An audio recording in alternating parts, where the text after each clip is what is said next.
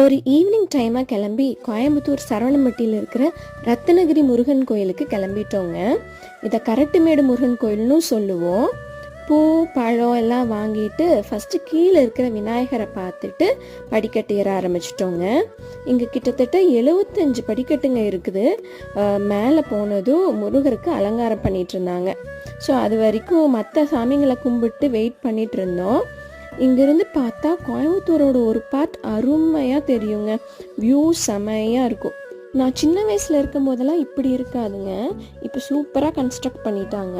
அப்போல்லாம் சரியாக படிக்கட்டு கூட இருக்காதுன்னு நினைக்கிறேங்க. நாங்கள் அந்த பாறைகள் மேலே தான் ஏறி போன மாதிரி எனக்கு ஒரு ஞாபகம்.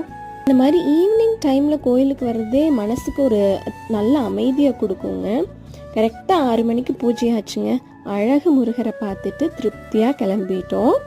யாரெல்லாம் இந்த கோயிலுக்கு போயிருக்கீங்கிறத எனக்கு கமெண்ட்டில் சொல்லுங்கள்.